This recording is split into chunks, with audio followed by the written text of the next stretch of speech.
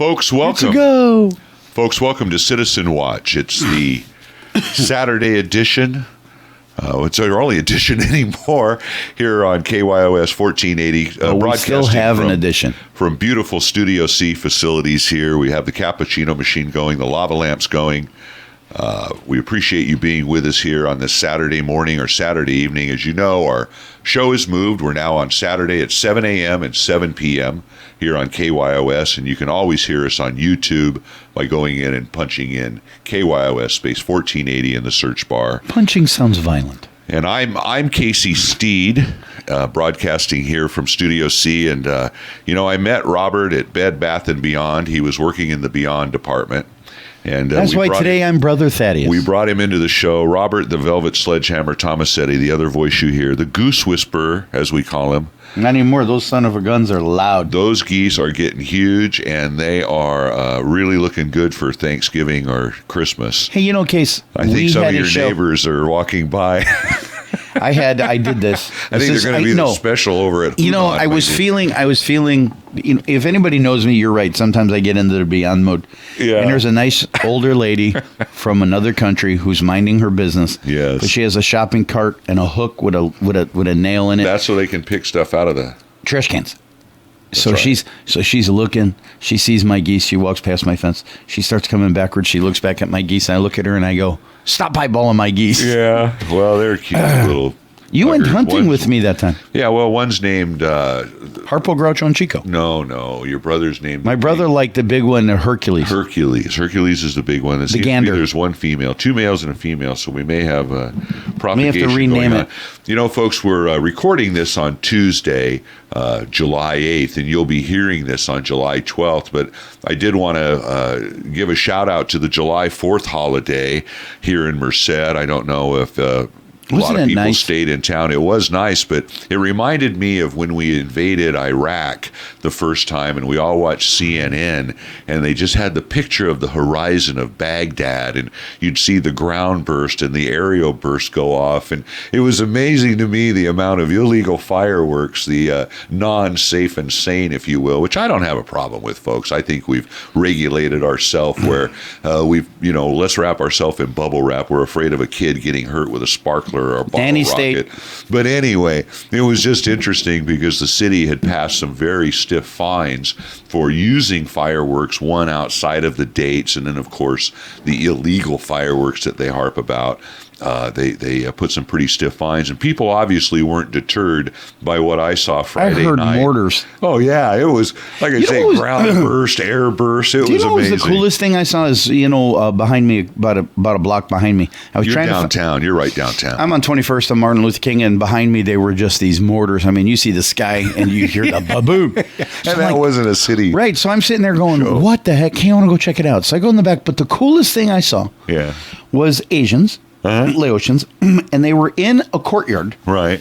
And they were passing sparklers out to all the kids. It was very family oriented, right? But I just thought, do they really know what this is about? And I thought, if they do, how cool. I think they do. I think just they thought get in that on the it's celebration. I just think it's neat when you get immigrants that come here and do American-nice things. It's kind of neat when I meet the kids and I go, "What's your name?" And he goes, "Jeremy." And I go, "Really?" It's definitely in the news right now. We might get a chance to talk about that. We hope to have a guest in later in our third segment. We'd encourage folks to stick around and listen to the complete hour of Citizen Watch here on KYOS. We're going to have Mr. Croker, Colin Croker, in from the Merced Republican Party. Is going to talk a little bit about what they're doing here in town.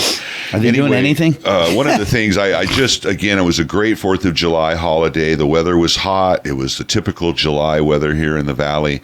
But again, our independence was celebrated, and I just found it kind of tongue-in-cheek with all the fireworks that went off. Last week, just to let folks know, I was invited to speak before the Merced Breakfast Lions over at Merced College last Thursday. Those folks meet at dark 30 in the morning, and they had invited me to come and...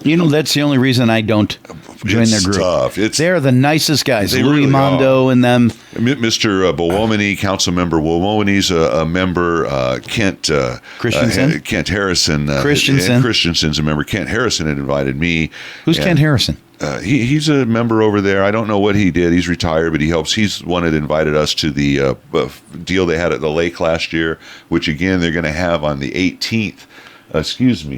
The Casey's eyeballing 17th of this year. Yeah, my eyesight's 17th of what year? What month? 17th of July of this month. They're going to have a deal out at the lake at Veterans Cove, and they're benefiting a kidney transplant person, recipient, whatever donor or recipient, I believe, that needs some funds. But anyway, great group. It was really nice talking to them. They're leaders of our community. That they run the fireworks booth over here by the station, and they do a lot of good things. Merced Breakfast Lions. Yeah, a lot of good things in our community. It was really fun to talk to that group, and I appreciate them inviting me out.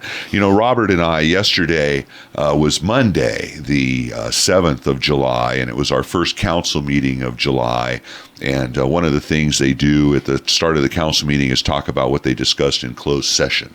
And evidently they've come to a resolution on this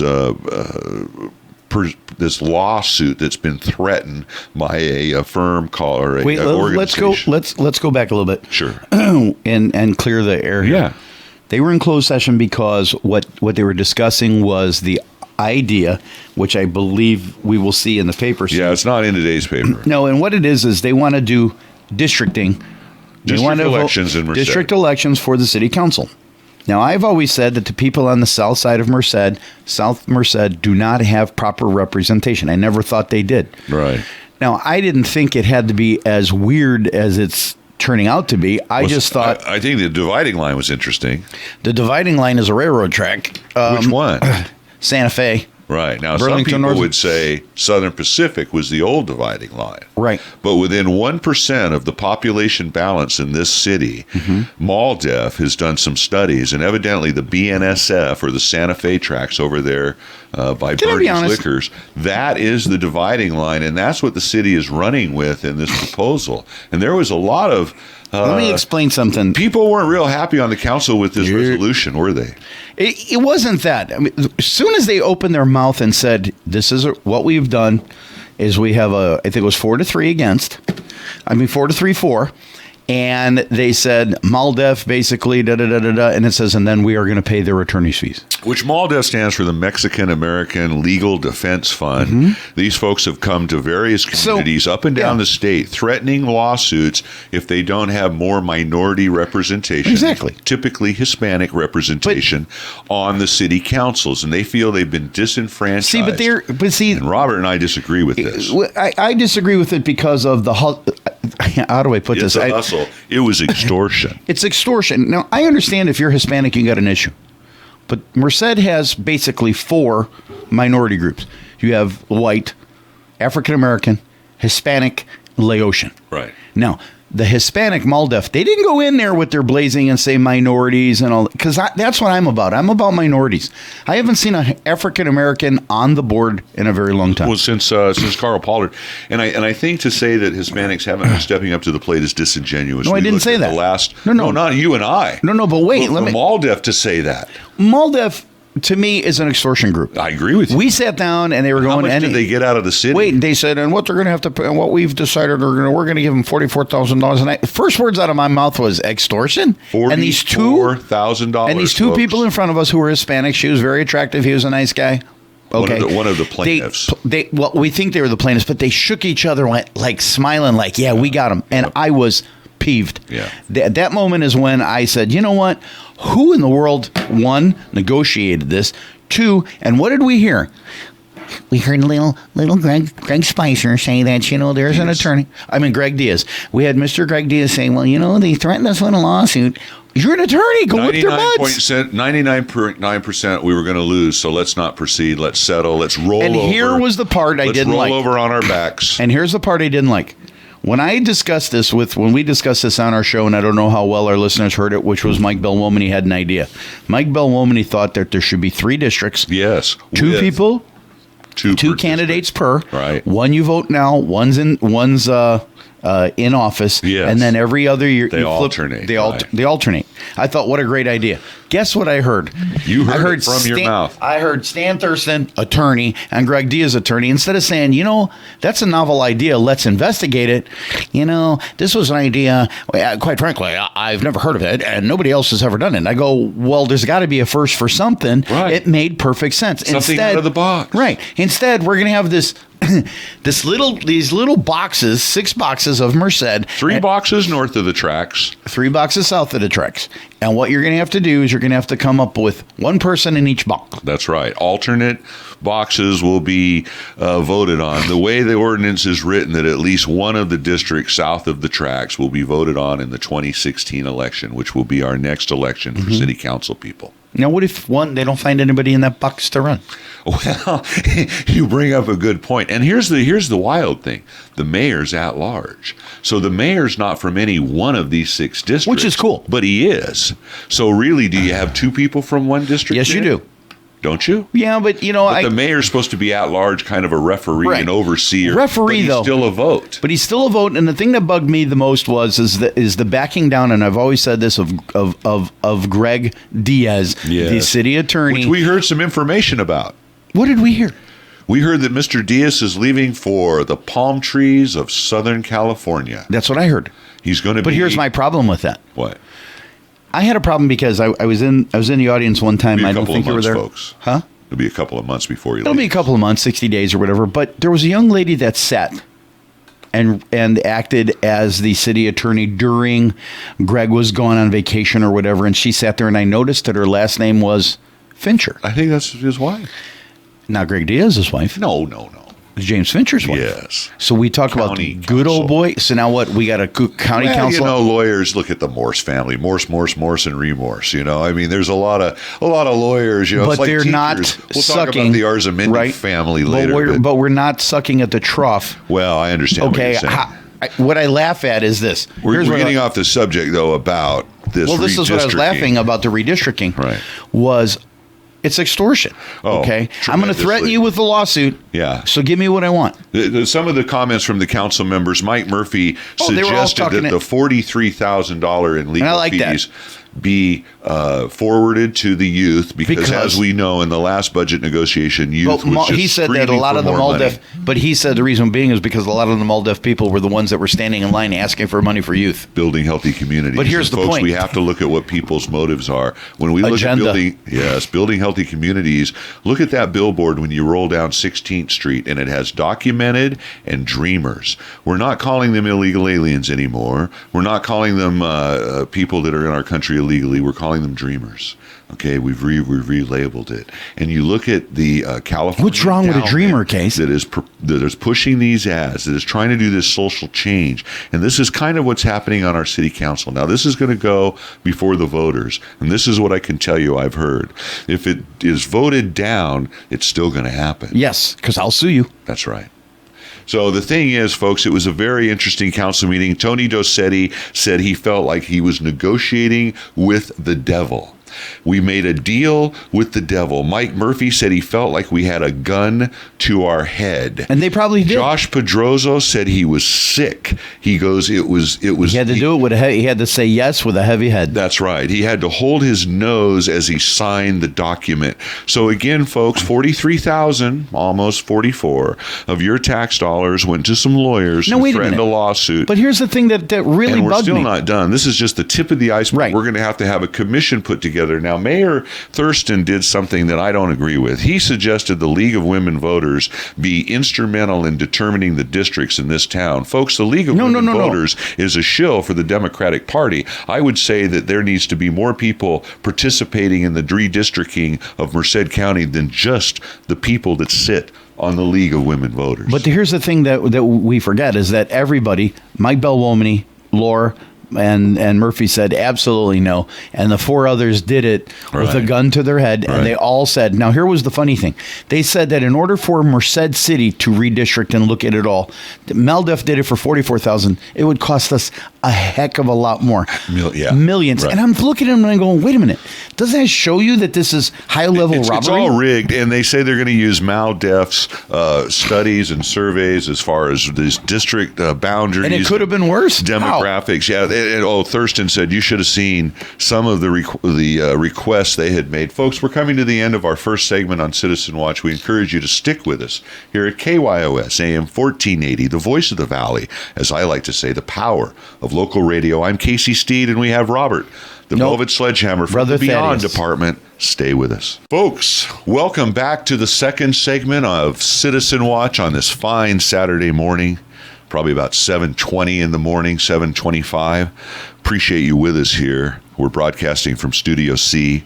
I'm Casey Steed. We have Robert, the Velvet Sledgehammer Tomasetti, here in studio. Little geese down on his collar there.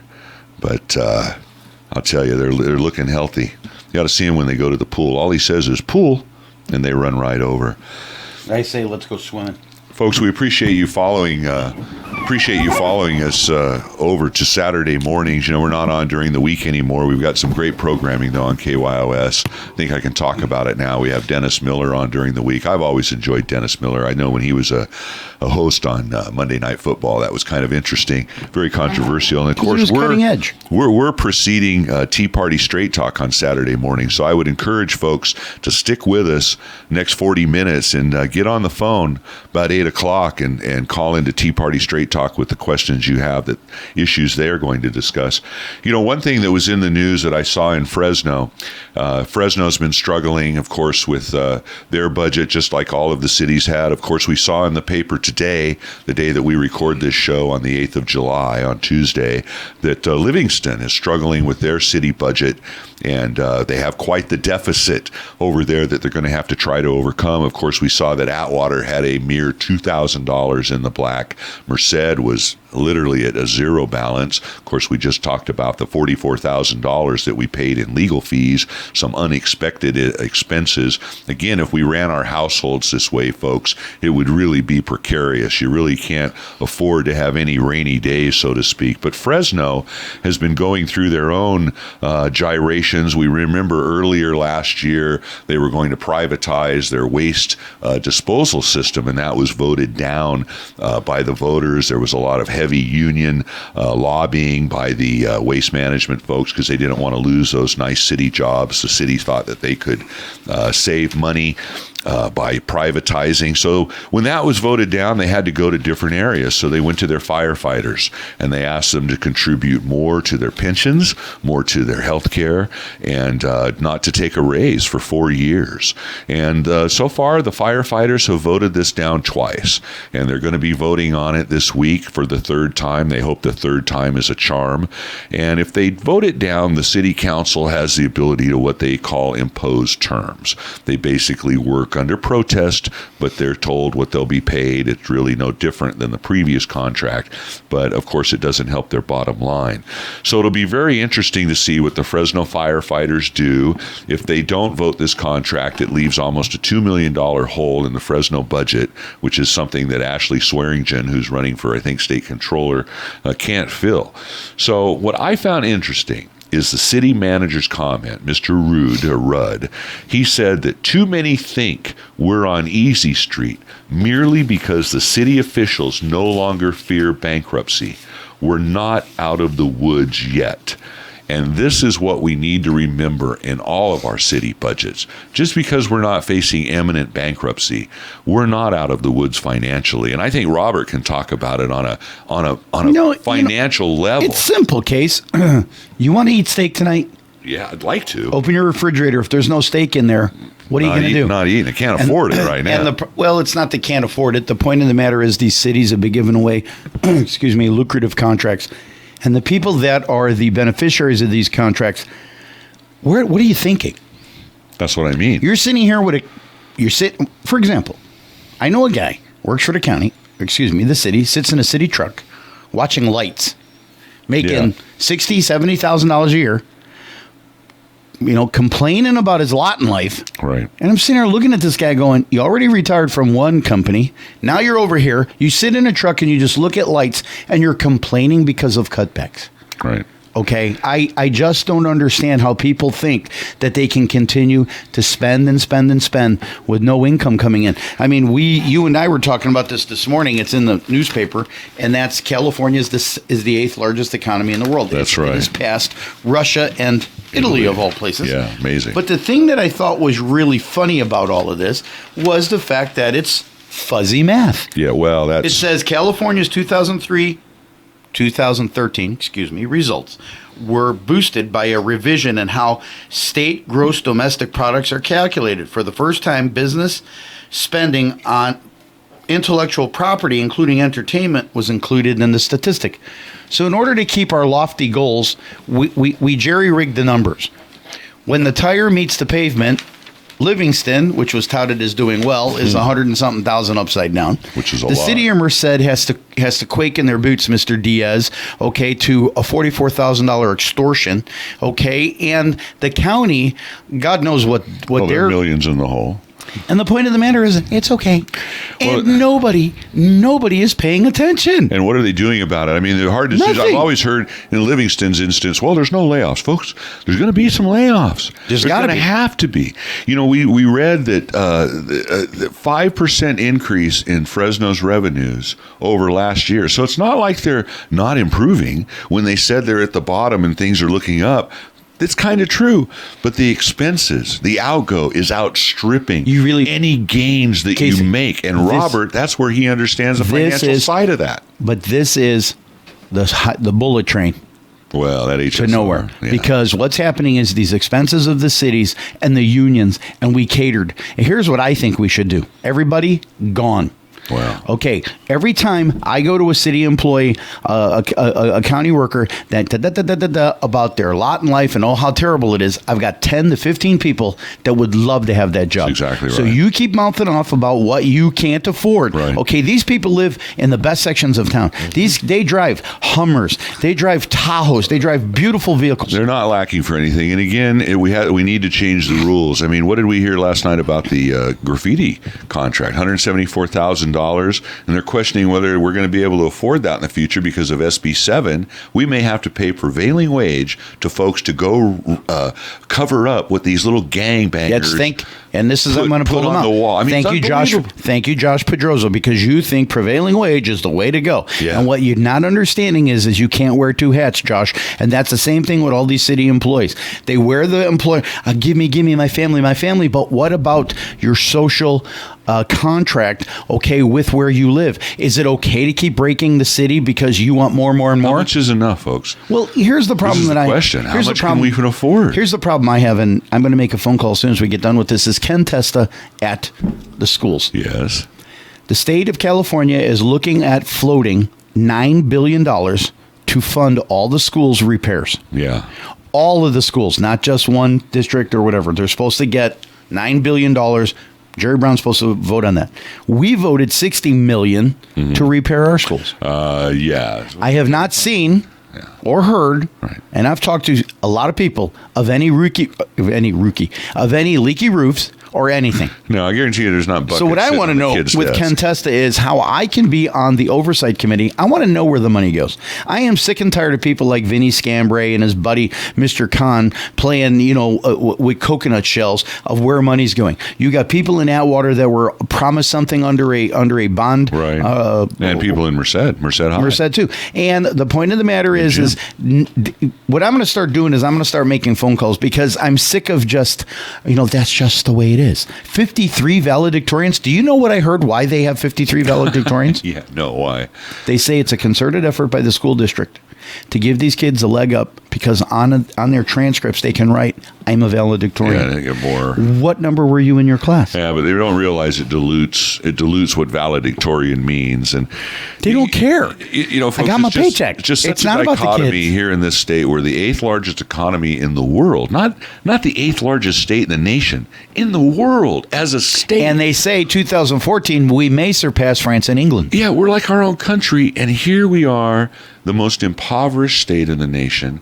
Our cities are out of money. We don't have any really great news on the horizon economically. No, they play fuzzy math. Our social programs are bankrupting us, and here in this county, we see it right in front of our face. And nobody says a word. That's what nobody cares. That's what I don't get. That's why I don't see why the leaders, when we hear these things about, what are we doing about it? Here's what we're going to do.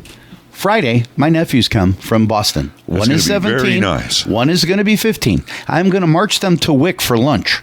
Because according to the state of California and Merced, everybody between the ages of 1 and 18 gets free lunches for the summer. So what I'm going to do is I'm going to feed these guys, on the company dime, on the state, and I want to see somebody make a complaint or somebody even ask a question. And I'll report back as exactly what I encounter. Well, I was looking the other day. I don't know if folks have noticed, but the dollar menu is no more. It's now called the value menu. And I think it's a very appropriate name because it shows you what the value of your dollar is worth. It ain't worth $1 anymore. Now it's about $1.20, $1.15. I was in McDonald's on our street the other day and it said no more dollar coffee. I didn't know they had dollar coffee, but I guess the smallest cup was $1. Now it's $1.19. How old are you? That's a 19% increase. How old are you? I'm 52. When you get to be 55, you can have 56-cent McDonald's coffees. Anyway, I just think people don't see this escalation of this just creeping up. We see it in our fuel tax. Can I use a word? Go ahead. I'm seeing what did you say? A creeping of crud. I'm seeing rust. I'm seeing decay. I'm seeing people who are taking their money and running and then looking back and saying, don't blame me. Blame don't blame. How do you say that? Well, it's a real stratification. Don't blame the player. You say, people are leaving with their ball and bat, and what we're left behind with is nothing. Is a very bad situation. But I just found it interesting that the dollar menu is no more. That dollar bill in your pocket, the buying power is less and less. We're looking at Democrats now not even wanting to impose a new cap and trade law because of the hit it's going to have to fuel. We're talking about $5 a gallon gas here in California. We already have the highest gas in the nation next to Hawaii, and there's just absolutely no reason. But I can understand Hawaii. It's on an island. I know, but you got to go 3,000 miles to go get a gallon of gas. And we've often complained here in our own little community that we can drive 10 miles, 15 miles to the north of us, even Atwater, 387. You look at the gallon. You ever drive Highway 99? Oh, yes. Okay, you go to Sacramento and you're like, wow, you get to Lodi. Yeah. Bam. Man, gas is gas. cheap. I know. Then you go through Stockton, Modesto. Holy cow. And then you get to Turlock. Bam. Yeah. You're like on Lander Avenue. You got 2 gas stations that are 30 cents cheaper. There's like 4 Arcos in a corner there between Monte Vista and anyway. It's just crazy, folks. But it was interesting to see the reality of it. How the Fresno firefighters are still kind of living in a fantasy land, and they have voted this contract down twice. They're the new heroes of our community. And I'm not saying they don't deserve everything that they get, but at what point can we not afford this? At what point is it going to break our backs and we're not going to have fire service? We're not going to have police service. You know what I would love to do? We have to remember what the purpose of the government is. But you know what I would love? Public safety and to promote economic commerce. But that's what they're doing, economic commerce to themselves. You know what I would love? I would love one of these guys. Okay, I see sheriffs driving in these big vehicles, Hummers, and taking their boats. I would love for them to fall on hard times and have somebody knock on their door and say, give me the keys to the boat. And have them go, what happened? Stockton had that happen to them. Give them the keys to City Hall. They had to move out of their brand new City Hall. But the point of the matter is that sometimes people need to feel the pain in order to understand. And this is what we've been delaying. And we've been delaying it because trade unions go to men like Greg Diaz who are weak. Thank God he's leaving town, because I'm sick of him and the John Bramble show where Greg sits there and goes, well, we're going to have to take a look at the wording. Yeah. To me, I'm like, why are you sitting on that council thing? Why don't you go back to your office? Why are you? There was a good example last night, and I can feel Michael Bowomany's frustration when he proposes something and gets discounted just out of hand. And I looked at his reaction. He took it well. He's a man. What have I said? I've said, why doesn't John Bramble and Greg Diaz think about these things? Yeah. Why don't they try? Just give them a little lip service. Say, let's try it. Right. Let's look into it. Let's slam it down. Because you know what? Because I'm an attorney and I know, because I went to a law school. And nobody was happy with that agreement. No, and where I would like to know where Greg Diaz went to law school. Did he go to law school with Andrade? How about the lady that got up and said that we have to take care of every kid from infant to 18? Yep. Well, I know that got you. Folks, we're coming to the end of our second segment here on Citizen Watch on KYOS AM 1480, the voice of the valley, the power of local radio. I'm Casey Steed, and we have from the Beyond Department, Brother Thaddeus today. Brother Thaddeus, Robert the Velvet Sledgehammer Tomasetti. His cousins are coming in. Hopefully we'll get him here. Nephews, I'm sorry. His brother's kids. Children. Come in, maybe watch the radio magic. Hopefully in our next segment, we ask you to stick with us through the break. We're going to have Colin Croker from the Republican Party here in Merced. They've been struggling, trying to make some inroads. We'll hear what he's going to do. So stick with us. You know what? Here on KYOS AM 1480, folks. We'll be right back. I think we need a week of him. Folks, welcome to the third and final segment, unfortunately, of this Saturday edition, our Saturday show, now heard on KYOS 7 a.m., 7 p.m., Citizen Watch, KYOS 1480. Of course, we have in studio rejoining us after the break, Robert, the Velvet Sledgehammer Tomasetti. Brother Thaddeus. From the Beyond Department at Bed Bath & Beyond. He came in today just for us. I'm Casey Steed, and as promised, we have our special guest in the third segment, Colin Croker from the Merced County Republican Party, the MCRP. But he brought his hired gun. And he brought his daughter, Madison, here in studio. She's watching how we make radio magic. Madison, welcome to Studio C. You're safely ensconced there. Watching the lava lamp. She's over playing with the cappuccino machine. But as long as you don't get burnt on that, we're okay. But Colin, appreciate you coming in. We had a little mix-up last week. Just a little bit. Yeah, we used to have 2 shows during the week, and I got so many people scheduled, and I apologize to you. I appreciate you coming back this week and talking to us about what the Merced County Republican Party. You kind of wonder if there are any Republicans in Merced County sometimes. Well, I tell you, or in California for that matter, I guess. I tell you right now, there's at least 11 or 12 of us that are on our city committee. First of all, I'd like to thank both of you guys for having me on your show. I just wanted to touch a little bit of exactly what the MCRP is up to these days. Who'd you take over for? I actually took over for Dawn Daniels Brown. She was taken from us at quite an early age. I remember Dawn. When I ran for office, I spoke in front of them, and she was the your job, for supervisor, right? Yeah, she was. She did you win, Case? I think we all know the outcome of that one. Which time? Both times. Anyway, so Dawn was she was fairly young, wasn't she? She was fairly young, and I've been on the committee for approximately 2 years, and I just got a phone call out of the blue through a mutual friend, and Don Daniels got a hold of me and said, "How would you like to be a delegate for the CRP?" I said, "I don't know. I hand out yard signs." What's a CRP? Okay, first of all, California Republican Party. A delegate? You mean to go and meet the guys? At the convention? At the convention? At the California convention. Oh, that'd be cool. Which I can get about anybody that's in, or even Robert, I can get you set up for that also. Take the sledgehammer down there. Can you imagine I remember I met Jim Dignan. He was a great guy, and I thought it would be a lot of fun to do. I can see Robert in a straw hat. Yeah. Anyway, I still haven't got that invite to the national committee yet. Cool. Which I think I did have a chance to, but I can't afford, that's quite a bit of money. That's trying to run small business here in town, local business. What business do you own? I don't own, I run a refrigeration business. Oh, which one? California Climate Control. Oh, okay. A little free plug in there for us. Cool. Anyway, we're just a small refrigeration company, but we work all the way from L.A. to Redding. Wow, that's the whole state of California. Right. In fact, my little sledgehammer here, I missed about approximately 2 years of her life. I'd leave. You're my big sledgehammer. Wait a minute. Did she say little sledge? Yeah, he said look at this. I got a little sledge. Okay, we got a sledgehammer and the ball peen hammer. So after Dawn passed, you took over the... actually, Sam Palmer. I was actually in L.A. That's right, Sam. And he was on the committee, and he was kind of running the Tea Party at the same time. He was getting kind of burnt out, and he kind of took over everything and kind of kept it going, kept the dues coming, kept the treasury part ready to roll, kept it all together, and it was in a lurch.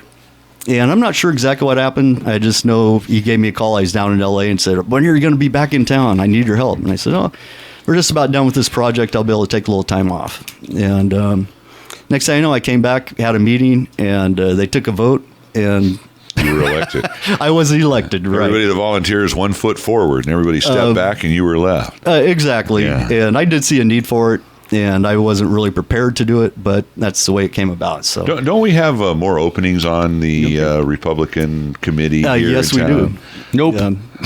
No, I think we do. I think we have No, that's not the openings. point. There have been several times. Robert, you got to do this. Nope. Oh, well, asking you to do something. But I think there's opportunities if people want to participate, right? as And of how would they last- do that? They could just contact myself, or they can go to our website. Why don't you and, give that out now and we'll give it out again at the end? Okay, that was just as simple as Merced County GOP, and that'll take you to our Facebook page, which is usually the best way to get a hold of us.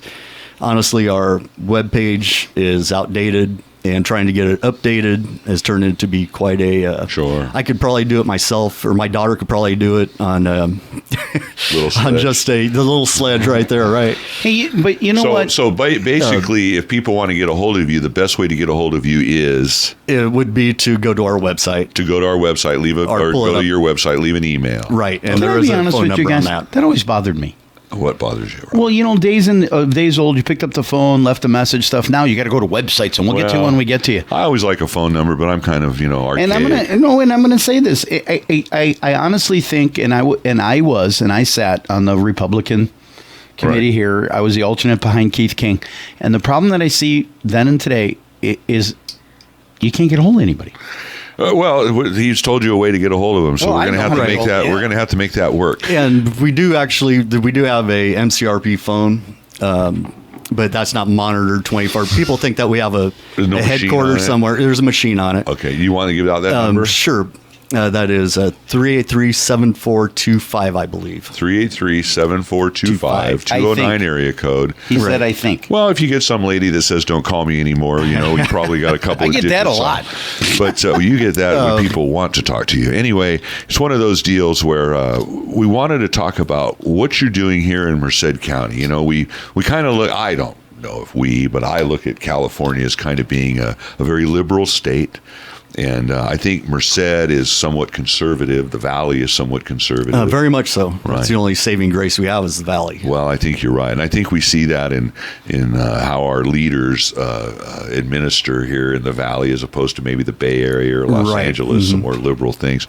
So, what are you guys trying to do? Are you trying to promote candidates for our area to represent our needs more of a voice? I mean, what do you? Exactly. That's our charter, if you will, is we're supposed to promote Republican candidates, recruit Republican helpers, volunteers, and that's pretty much where we're at. That's kind of our mission statement. So, in this election cycle, who are we promoting? What are we doing? What is the MCRP doing in this election cycle? Well, what we've been doing, in fact, I ran into Robert at the fair. Oops. Oops.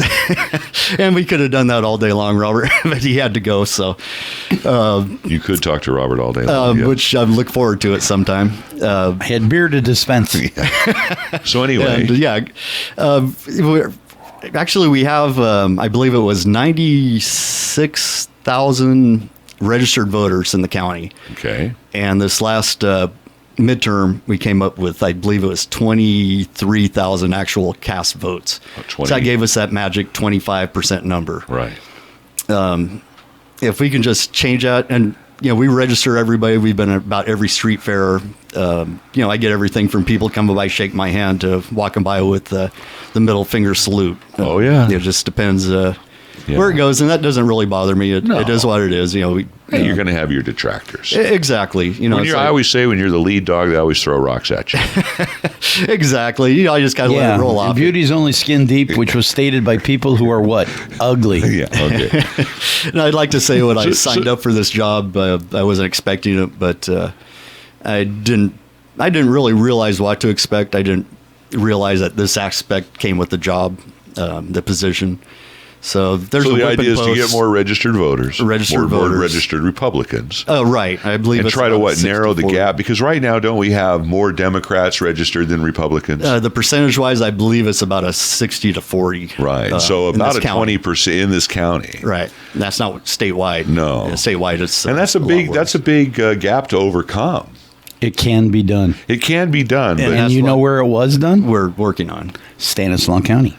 right. Well, Stanislaus we're- County had a Democrat Democratic senator and a Democrat assemblyman, and now since those both men have seen different days, it has been predominantly always Republican. Yeah, well, and I think we'd like to probably see that happen in Merced County. I know the Republican Party would. So, So what you're trying to do is outreach, get more people registered. Right. And then are you guys participating in particular races? Do you help the candidates? What do you do? Yeah, this is being a midterm election coming up.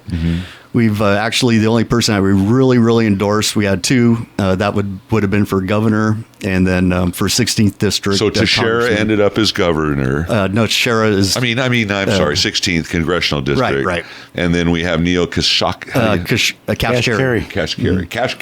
Kashkari. And yeah, he was running against Donnelly. Right. And we had a really good rapport with Tim Donnelly. Yeah, I mean, there's no in between. You have one side that's Were you sad to see Kashkari get it? Yeah, you're going to put me on the spot here, aren't you? Well, no, I'm just political. We're going to talk a little bit about Teixeira. That's fine. And I have some pretty opinions on that. I think that Johnny Teixeira and Mr. Crass both were not in the district. Right. They didn't live in the district that they were being asked to represent or that they wanted to represent. And I had a little heartburn with that. You know what the people told me about that when I complained about that? They said, why are you voting?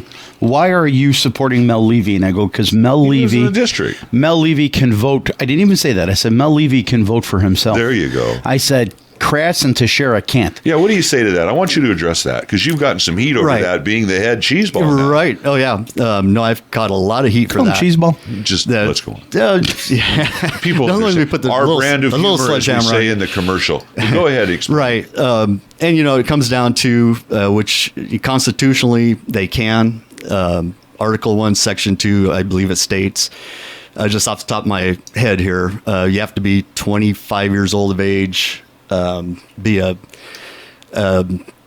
in the... Bottom line, they complied with the rules. They comply with the rules, and we did have two other candidates, Joanna Bartello and Mel Levy.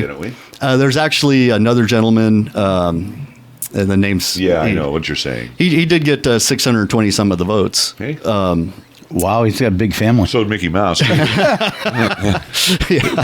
you got some heat for supporting Teixeira over Crass. Right. Why? And that really, we spoke with both of them concerning the districting, where they're at. And at the point, it's neither here nor there. Okay, so you live 5 blocks out of the district, or Johnny, same thing. He lives just a little bit out, but he farms in the district.